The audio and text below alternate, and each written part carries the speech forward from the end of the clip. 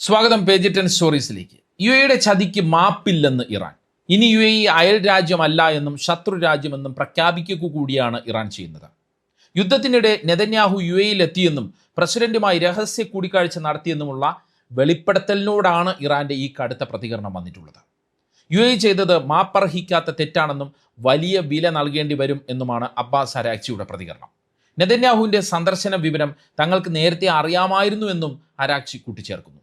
എന്തുകൊണ്ടാണ് ഇറാൻ തുടർച്ചയായി ലക്ഷ്യമിട്ടത് എന്നതിൻ്റെ ഉത്തരം കൂടിയാണ് അരാക്ചിയുടെ ഈ വാക്കുകൾ. അതായത് യുടെ ഒത്തുകളി ഇറാൻ നേരത്തെ തന്നെ തിരിച്ചറിഞ്ഞിരുന്നു.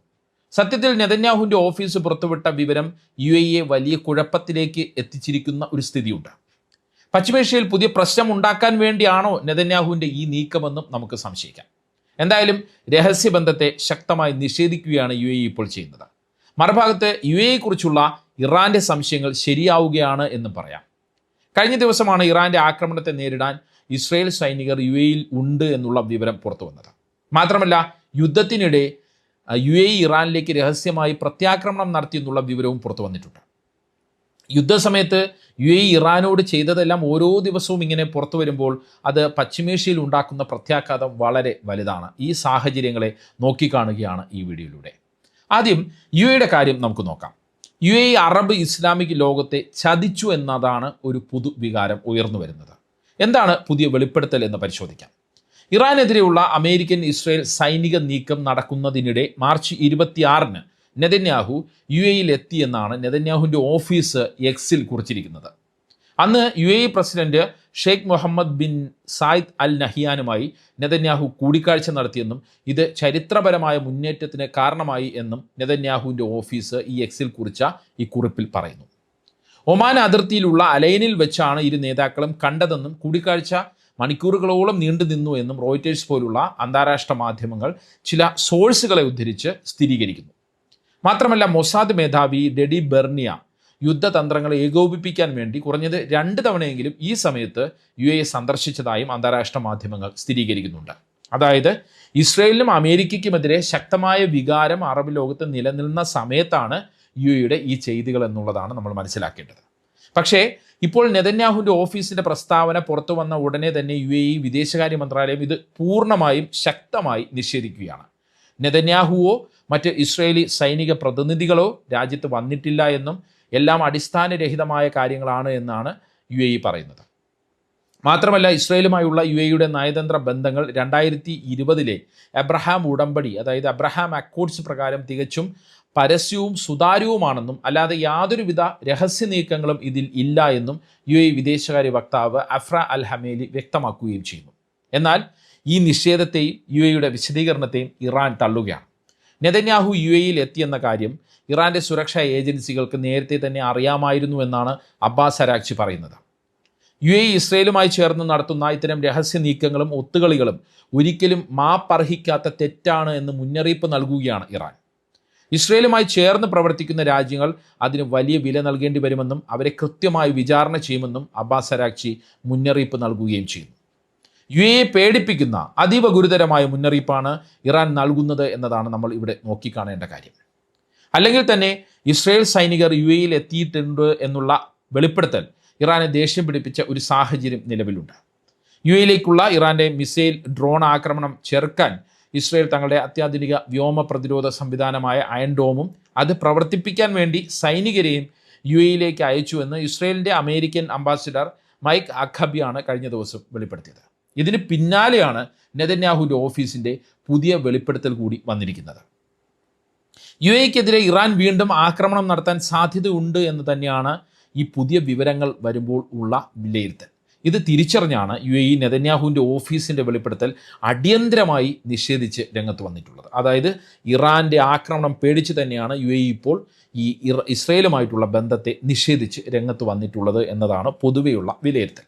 ഇതുമാത്രമല്ല യുദ്ധസമയത്ത് സ്വയം പ്രതിരോധത്തിൻ്റെ ഭാഗമായി ഇറാനിലേക്ക് രഹസ്യാക്രമണം നടത്തിയെന്നുള്ള വിവരവും പുറത്തു വന്നിട്ടുണ്ട്. അന്താരാഷ്ട്ര മാധ്യമമായ വാൾ സ്ട്രീറ്റ് ജേർണലാണ് ഈ വിവരം കഴിഞ്ഞ ദിവസം പുറത്തുവിട്ടത്.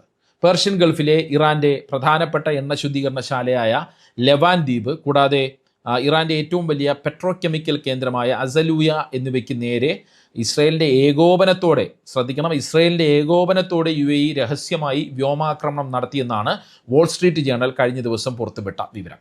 ഇതിന് പിന്നാലെയാണ് UAEയുടെ കൂടുതൽ ഒത്തുകളികളും ഇങ്ങനെ പുറത്തു വരുന്നത് എന്നതാണ് ശ്രദ്ധേയം. കുറച്ചൊന്ന് പിന്നിലോട്ട് പോയി ചില കാര്യങ്ങൾ നമ്മളൊന്ന് ഓർത്തു നോക്കേണ്ടതുണ്ട് ഈ സമയത്ത് എന്ന് തോന്നുന്നു. അമേരിക്കയ്ക്ക് ഇറാനെ ആക്രമിക്കാൻ തങ്ങളുടെ സൈനിക കേന്ദ്രങ്ങൾ നൽകില്ല എന്നാണ് ആദ്യഘട്ടത്തിൽ UAE നിലപാടെടുത്തത്. പിന്നീട് ഇറാനെതിരെ അമേരിക്കയും ഇസ്രയേലും ആക്രമണം തുടങ്ങിയതിന് ശേഷം ഇറാൻ UAEയിലെ അമേരിക്കൻ സൈനിക കേന്ദ്രങ്ങളാണ് ആദ്യഘട്ടത്തിൽ ലക്ഷ്യമിട്ടത്. എന്നാൽ ഒരു ഘട്ടം കഴിഞ്ഞ് ഇറാൻ UAEയുടെ സ്വന്തം വ്യവസായശാലകൾക്ക് നേരെ ആക്രമണം നടത്തുന്നതാണ് നമ്മൾ കണ്ടത്. ബൊറൂഷ് പെട്രോകെമിക്കൽ പ്ലാന്റിലും കോർഫക്കാൻ തുറമുഖത്തിലും അബുദാബി വിമാനത്താവളത്തിന് സമീപത്തുമെല്ലാം ഇറാൻ ഇങ്ങനെ ആക്രമണം നടത്തി. മാത്രമല്ല ലോക പ്രശസ്തമായ ടൂറിസ്റ്റ് കേന്ദ്രമായ ദുബായ് പാം ജുമേറയും ഇറാൻ ലക്ഷ്യമിട്ടു. ഇത് UAEയുടെ ടൂറിസം, റിയൽ എസ്റ്റേറ്റ് മേഖലകളെ കടുത്ത രീതിയിൽ ബാധിക്കുകയും ചെയ്തു. ഇറാൻ ഇങ്ങനെ UAE ആക്രമിച്ചതിന് കൃത്യമായ കാരണങ്ങളുണ്ട് എന്നാണ് ഇപ്പോൾ നമുക്ക് മനസ്സിലാക്കാൻ പറ്റുന്നത്. UAE തങ്ങൾക്കെതിരെ അമേരിക്കയുമായും ഇസ്രയേലുമായും ചേർന്ന് രഹസ്യമായി ഒത്തുകളിക്കുന്നുണ്ട് എന്ന് ഇറാൻ അന്നേ കൃത്യമായി മനസ്സിലാക്കിയിരുന്നു. ഈ ബോധ്യത്തിൻ്റെ അടിസ്ഥാനത്തിലാണ് ഇറാൻ UAEയുടെ സാമ്പത്തിക വ്യവസായ കേന്ദ്രങ്ങളെ ലക്ഷ്യമിട്ടത് എന്നതാണ് ഇപ്പോൾ വിലയിരുത്താൻ കഴിയുന്ന കാര്യം. നെതന്യാഹുവിൻ്റെ UAE സന്ദർശനം തങ്ങൾ നേരത്തെ അറിഞ്ഞിരുന്നു എന്ന അബ്ബാസ് അരാക്ചിയുടെ പ്രസ്താവന ഇവിടെയാണ് പ്രസക്തമാകുന്നത്. അതായത് UAE പുറമേ നിഷ്പക്ഷത നടിക്കുകയും ഉള്ളിൽ അമേരിക്കൻ ഇസ്രയേൽ സഖ്യത്തിന് തന്ത്രപരമായ സഹായങ്ങൾ നൽകുകയും ചെയ്തു എന്നതാണ് കാര്യം.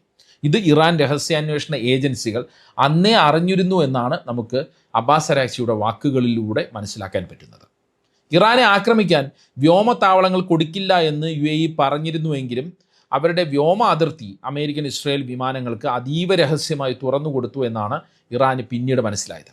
കൂടാതെ ഇറാൻ്റെ സൈനിക നീക്കങ്ങളെക്കുറിച്ചുള്ള രഹസ്യാന്വേഷണ വിവരങ്ങളും റഡാർ വിവരങ്ങളും UAE അമേരിക്കയ്ക്ക് കൈമാറുന്നുണ്ടെന്നും ഇറാൻ കണ്ടെത്തിയിരുന്നു. തുടർന്നാണ് UAEയുടെ ആസ്തികളിലേക്ക് ഇറാൻ ആക്രമണം വ്യാപിപ്പിച്ചത്. ഇതാണ് പുതിയ സാഹചര്യത്തിൽ മനസ്സിലാക്കാൻ പറ്റുന്ന കാര്യം, ഈ വിശകലന വിദഗ്ധരെല്ലാം പുറത്തുവിടുന്ന കാര്യം. 2020 അബ്രഹാം ഉടമ്പടി വഴി UAE ഇസ്രയേലുമായി ഔദ്യോഗിക ബന്ധം സ്ഥാപിച്ചത് മുതൽ ഇറാൻ UAEയെ സംശയത്തോടെയാണ് നോക്കിക്കാണുന്നത്. അറബ് ലോകത്തിലെ ഇസ്രയേലിൻ്റെ ചാരൻ UAE ആണ് എന്ന് പലപ്പോഴും ഇറാൻ നേതാക്കൾ പരസ്യമായി ആരോപിക്കുകയും ചെയ്തിട്ടുണ്ട്. ആ സംശയങ്ങളെല്ലാം സത്യമായി മാറുകയാണ് എന്നാണ് ഇറാൻ നേതാക്കൾ ഇപ്പോൾ പറയുന്നത്. ഇനി മുതൽ UAE അയൽരാജ്യമല്ല, മറിച്ച് ശത്രുവിൻ്റെ സൈനിക താവളമായി മാത്രമേ അവരെ കാണാൻ കഴിയൂ എന്നാണ് ഇറാൻ്റെ ഉന്നത നേതാക്കൾ പറയുന്നത്. അതുകൊണ്ട് തന്നെ UAEയുടെ എണ്ണ ശുദ്ധീകരണശാലകൾ, വിമാനത്താവളങ്ങൾ, വാണിജ്യ കേന്ദ്രങ്ങൾ എന്നിവ ഇറാൻ ലക്ഷ്യമിടാൻ സാധ്യതയുണ്ട് എന്നാണ് അന്താരാഷ്ട്ര നിരീക്ഷകരെല്ലാം ഇപ്പോൾ കരുതുന്നത്. ഇറാൻ നേരിട്ടോ ഹൂതികൾ പോലുള്ള പ്രോക്സി ഗ്രൂപ്പുകൾ വഴിയോ മിസൈൽ ഡ്രോൺ ആക്രമണം നടത്താൻ സാധ്യതയുണ്ട് എന്ന് തന്നെയാണ് നിഗമനം. നെതന്യാഹുവിൻ്റെ ഓഫീസ് ഇപ്പോൾ UAE കുഴപ്പത്തിലാക്കുന്ന ഈ വെളിപ്പെടുത്തൽ നടത്തിയതിന് പിന്നിൽ മറ്റു ചില കാര്യങ്ങളുണ്ട് എന്നുള്ള സംശയങ്ങളും ഉയരുന്നുണ്ട്. ആദ്യം ഞാൻ സൂചിപ്പിച്ചതുപോലെ GCC രാജ്യങ്ങളെ ഭിന്നിപ്പിച്ച് തങ്ങൾക്കൊപ്പം ഒരു കൂട്ടരെ നിർത്താനുള്ള നീക്കമാണോ ഇതെന്നാണ് സംശയം. ഇപ്പോൾ തന്നെ ഒപ്പക്കിൽ നിന്ന് UAE പുറത്തുപോയതോടെ GCCയിൽ ഭിന്നത അതിരൂക്ഷമാണ്. അത് കൂടുതൽ രൂക്ഷമാകാൻ ഇപ്പോഴത്തെ വെളിപ്പെടുത്തൽ കാരണമായി മാറും. ഇസ്രയേലുമായി അബ്രഹാം ഉടമ്പടിയുള്ള UAEയും ബഹ്റൈനും ഒരു ചേരിയിലും ഇറാനുമായി നയതന്ത്ര ചർച്ചകളിലൂടെ പ്രശ്നം പരിഹരിക്കണമെന്ന വാദം മുന്നോട്ട് വയ്ക്കുന്ന സൗദി അറേബ്യ, ഖത്തർ, ഒമാൻ എന്നീ രാജ്യങ്ങൾ മറുചേരിയിലും നിൽക്കുന്ന ഒരു അവസ്ഥയാണ് ഇപ്പോൾ GCCയിലുള്ളത്. ഇപ്പോൾ എല്ലാം പരസ്യമായ സ്ഥിതിക്ക് UAE പിടിച്ചു നിൽക്കാനായി ഇസ്രയേലുമായി സൈനിക സഹകരണം വർദ്ധിപ്പിക്കുമെന്നാണ് ഇസ്രയേൽ കണക്കാക്കുന്നത്. ഇറാനെതിരെ മാത്രമല്ല, ഇരു രാജ്യങ്ങൾക്കും ഒരുപോലെ താല്പര്യമുള്ള യമൻ, സുഡാൻ, സോമാലിലാൻഡ് തുടങ്ങിയ സംഘർഷ മേഖലകളിലേക്കും തങ്ങളുടെ സൈനിക നയതന്ത്ര ഇടപെടലുകൾ വ്യാപിപ്പിക്കാമെന്ന് ഇസ്രയേൽ കണക്കുകൂട്ടുന്നു. UAEയുമായി ചേർന്ന് ഇങ്ങനെ വ്യാപിപ്പിക്കാമെന്ന് ഇസ്രയേൽ കണക്കുകൂട്ടുന്നു. അതായത് ഇസ്രയേൽ അജണ്ട അനുസരിച്ച് പരസ്യമായി തന്നെ UAEക്ക് രംഗത്തെത്തേണ്ടി വരുമെന്ന സ്ഥിതിയാണ് ഇസ്രയേൽ ഇപ്പോൾ സൃഷ്ടിച്ചു വച്ചിരിക്കുന്നത്. ഇതിനായി UAEയെ വല്ലാത്ത പ്രതിസന്ധിയിലേക്കാണ് നെതന്യാഹുവിൻ്റെ ഓഫീസ് എത്തിച്ചിരിക്കുന്നത് എന്ന് നമുക്ക് പറയാം. രഹസ്യ ചർച്ച പരസ്യമാക്കി ഒരു തരത്തിൽ ചതി തന്നെയാണ് നെതന്യാഹുവും കൂട്ടരും UAEയുടെ ചെയ്തിരിക്കുന്നത്. നെതന്യാഹുവിനെ വിശ്വസിച്ചതിന് കിട്ടിയ സമ്മാനമെന്നാണ് ഇതിനെ പലരും പരിഹസിക്കുന്നത്. അതുകൊണ്ട് തന്നെ UAEക്ക് മുന്നിൽ നിരവധി പ്രതിസന്ധികളാണ് ഇപ്പോൾ ഉടലെടുത്തിട്ടുള്ളത്. ഒന്ന്, ഇറാൻ നേരിട്ടുള്ള ശത്രുവായി പ്രഖ്യാപിക്കുമ്പോഴുള്ള സുരക്ഷാ ഭീഷണി. 2, യുദ്ധം കാരണം മിഡിൽ ഈസ്റ്റിൽ നിന്ന് നിക്ഷേപകർ പിൻവാങ്ങാതിരിക്കാൻ തങ്ങളുടെ രാജ്യം സുരക്ഷിതമാണെന്ന സന്ദേശം അങ്ങനെ നൽകാൻ വേണ്ടി ആവത് ശ്രമിച്ചുകൊണ്ടിരിക്കുന്ന ഒരു സാഹചര്യമാണ് ഇപ്പോഴുള്ളത്. അതിനിടയ്ക്ക് ഇറാനെതിരെ രഹസ്യ യുദ്ധ നീക്കങ്ങൾ നടത്തുന്നു എന്ന തരത്തിലുള്ള വാർത്തകൾ പുറത്തു വരുന്നത് ആഗോള ബിസിനസ് കേന്ദ്രമെന്ന നിലയിൽ യുടെ പ്രതിച്ഛായയും സാമ്പത്തിക താൽപ്പര്യങ്ങളെയും ദോഷകരമായി ബാധിക്കും. യുദ്ധ കേന്ദ്രമായി മാറുന്നത് വിദേശ നിക്ഷേപകരെയും വിനോദസഞ്ചാരികളെയും അകറ്റും.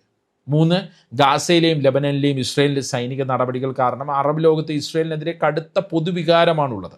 പുതിയ വാർത്തകൾ അറബ് ലോകത്ത് ഒറ്റപ്പെടുന്നതിനും വലിയ വിമർശനങ്ങൾ നേരിടുന്നതിനും കാരണമാകുമെന്നുള്ള കാര്യം ഉറപ്പാണ്.